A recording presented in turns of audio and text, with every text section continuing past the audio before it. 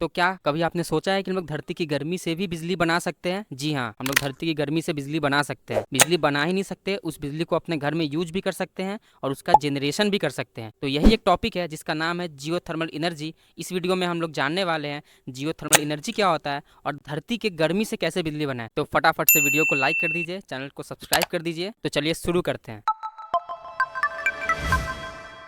तो चलिए हम लोग देखते हैं जियोथर्मल एनर्जी के अंदर क्या क्या पॉइंट्स आज हम लोग डिस्कस करेंगे और जियोथर्मल एनर्जी क्या होता है इसको डिस्कस करते हैं। तो क्या क्या पॉइंट्स हम लोग को डिस्कस करना है, तो सबसे पहला पॉइंट जो है वो है जियोथर्मल एनर्जी। दूसरा पॉइंट जो है वो है जियोथर्मल एनर्जी रिसोर्सेज। तीसरा पॉइंट है कि जियोथर्मल एनर्जी का थर्मोडाइनेमिक्स क्या होता है। चौथा पॉइंट जियोथर्मल पावर जनरेशन क्या होता है और पांचवा पॉइंट इन्वायरमेंटल कंसिडरेशन क्या है। अब जियोथर्मल एनर्जी जो है, जैसे मैं अगर आपको एक एग्जांपल दूं तो जैसे केदारनाथ का मैं आपको एक एग्जांपल देता हूं। वहाँ एक कुंड है, उस कुंड से क्या होता है कि हमेशा पानी खौलते हुए उसमें से भाप या उष्मा निकलते रहती है, उससे भी हम लोग बिजली बना सकते हैं। अब वो क्यों निकलती है, उसके पीछे एक साइंस है, वो साइंस मैं आपको आगे बताऊंगा। अगर आपको वो साइंस जानना है तो वीडियो में बने रहिए, मैं आपको ज़रूर बताऊंगा।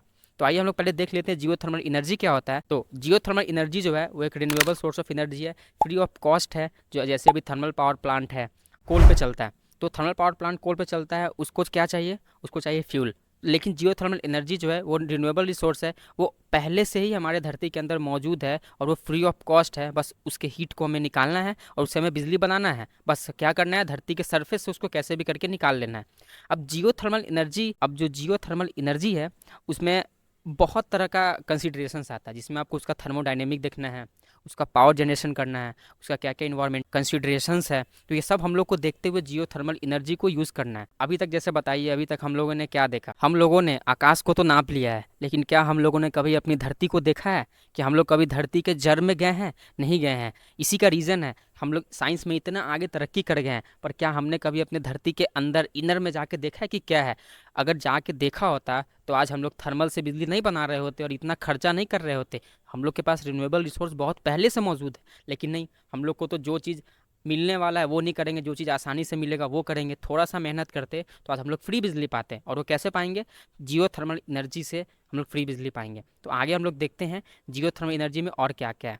अगर आप जियो थर्मल पावर प्लांट का, अगर आप उसका सिमेट्रिक डायग्राम देखें या उसका कैसा होता है, तो इस तरह का कुछ आपको जियो थर्मल पावर प्लांट दिखेगा कि इस तरह का होता है। इसमें आप देख सकते हैं जियोथर्मल पावर प्लांट में ज़्यादातर आपको इसमें तो आपको निकलते हुए धुआं दिख रहा है, वो स्टीम है, बाकी कुछ नहीं है। ऐसा मत सोचिएगा कि यहाँ धुआं है तो ये पॉल्यूट करे एनवायरमेंट को, बिल्कुल पॉल्यूट नहीं कर रहा है, ये फ्री है। आगे आप जो ये डायग्राम देख रहे हैं, ये डायग्राम मैं आपको समझा दे रहा हूँ क्योंकि इसी डायग्राम के ऊपर आपका पूरा जियोथर्मल एनर्जी है।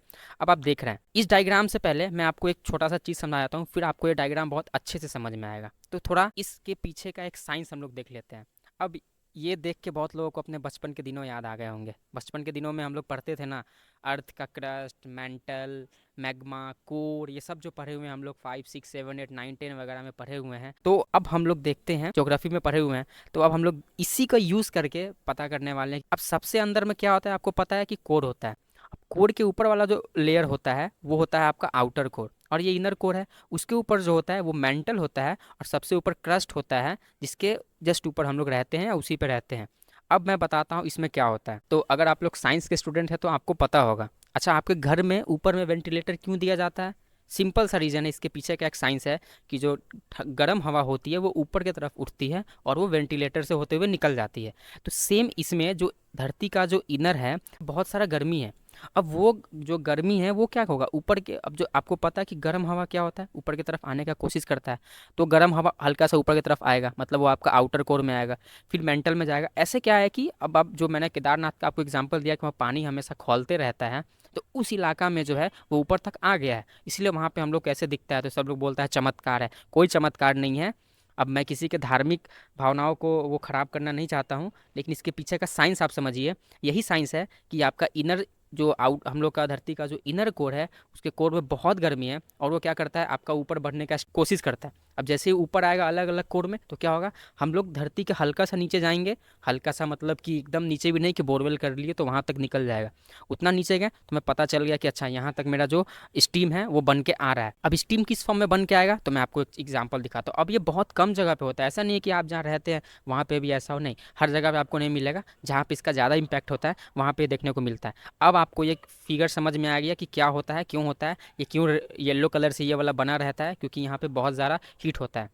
अब इस फिगर में आते हैं तो आपको क्लियर समझ में आएगा। अब देखिए यहाँ पे मैग्मा है, क्लियर, मैग्मा के ऊपर हॉट रॉक्स है, और हॉट रॉक के ऊपर जो हम लोग के धरती में जो 100 फीट 200 फीट पे जो पानी निकल जाता है, अब क्या होगा, ये मैग्मा गर्म है। अब गर्म हम आपको पता है कि ऊपर आने का कोशिश करता है। अब ये ऊपर आएगा हॉट रॉक में, और रॉक के ऊपर से जब पानी जाएगा तो पानी क्या हो जाएगा, हॉट हो जाएगा। अब वो पानी जो हॉट होगा, पानी गर्म हो गया, उसका स्टीम क्या होगा, उसका स्टीम फिर ऊपर की तरफ निकलना स्टार्ट करेगा। पर ऊपर की तरफ निकलने का उसको रास्ता नहीं मिलता है, तो आप जहाँ पे कुंड देखते होंगे वही उसी के माध्यम से वो अपना निकलने का कोशिश करता है। तो हम लोग क्या करते हैं, बोरवेल करके वहाँ तक पाइपलाइन पहुँचा देते हैं। अब जैसे कि आपने थर्मल पावर प्लांट में देखा, आपने हाइड्रो पावर प्लांट में देखा, आपने विंड मिल पावर प्लांट में देखा, सबको क्या चाहिए, सबको चाहिए बस टरबाइन उसका चलना चाहिए, बाकी काम हो जाएगा। थर्मल पावर प्लांट में हम क्या कर रहे थे, टरबाइन पे स्टीम डाल रहे थे दोस्तों, और जो हाइड्रो पावर प्लांट है उसमें क्या कर रहे थे, टरबाइन पे वाटर डाल रहे थे। मतलब हमारा टरबाइन बस नचना चाहिए और कुछ अपने को नहीं चाहिए। अब क्या हुआ, यहाँ से जो हॉट वाटर में जो स्टीम निकला, वो वार्म स्टीम जो है वो वापस से गया, वो वापस से हम लोग पाइप के थ्रू ले गए और टरबाइन पे उसको स्ट्राइक करवाएं। टरबाइन पे स्ट्राइक करवाएं तो क्या हुआ, टरबाइन आपका नचना स्टार्ट हुआ। और सिंपल, इससे पहले जितना वीडियो है उस सारे वीडियो में मैंने एक ही चीज़ को बोला है कि टरबाइन आपका जैसे ही नचेगा उससे क्या होगा, ऑल्टरनेटर बिजली बनाएगा, बिजली बनाएगा, दिन आगे वो उसको भेज देगा। और जो एक्स्ट्रा ही स्टीम होता है ना, वो इसके थ्रू बाहर निकल जाता है, यहाँ पे आप देख रहे होंगे। और स्टीम से अपने को कोई दिक्कत नहीं है, इन्वायरमेंट को कोई दिक्कत नहीं है।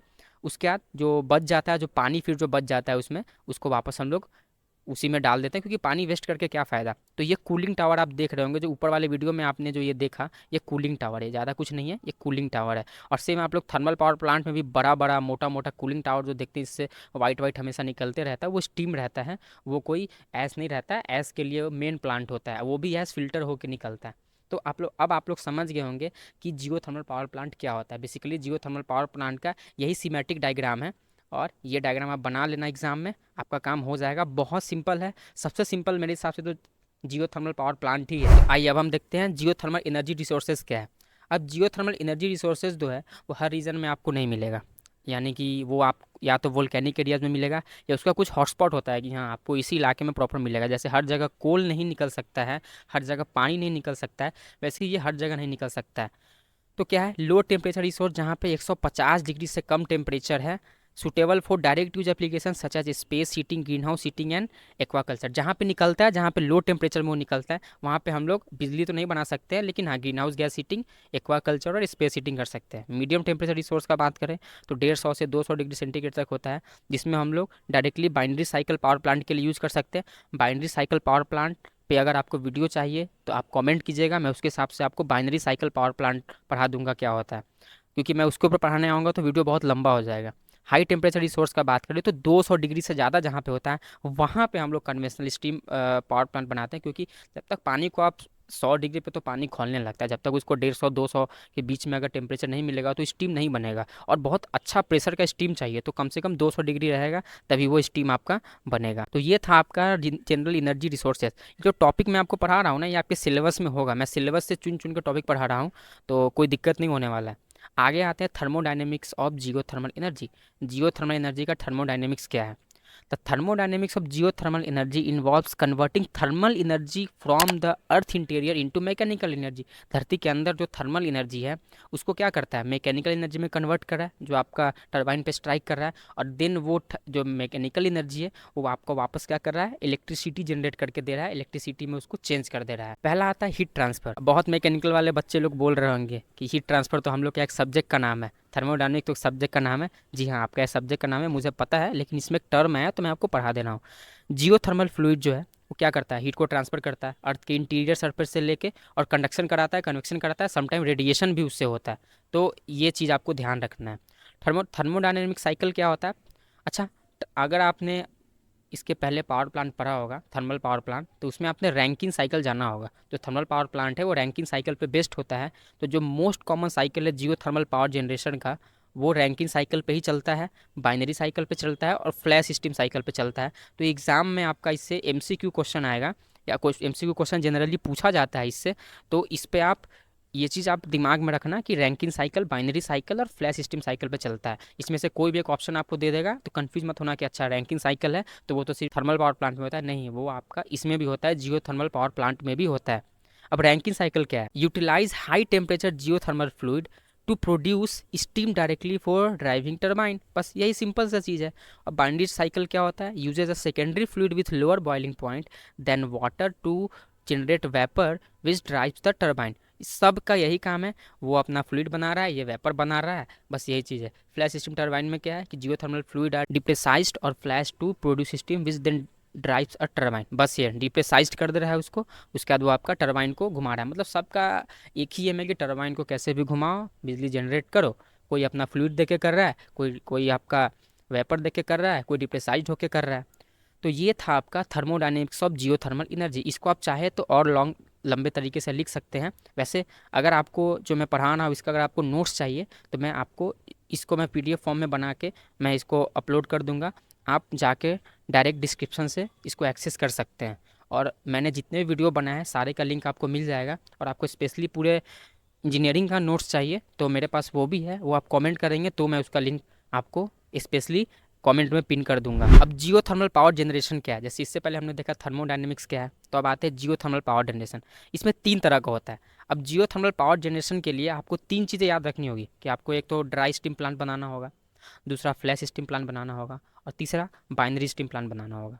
अब मेन है कि जियोथर्मल जो पावर जनरेशन है, पीछे हम लोग क्या देखें, अभी फ़िलहाल के लिए मैं इस टॉपिक से थोड़ा हटूँ तो आप क्या देखें कि जियोथर्मल एनर्जी क्या कर रहा है, आपका अर्थ का जो अंदर का जो हीट है उससे क्या कर रहा है, स्टीम ले रहा है।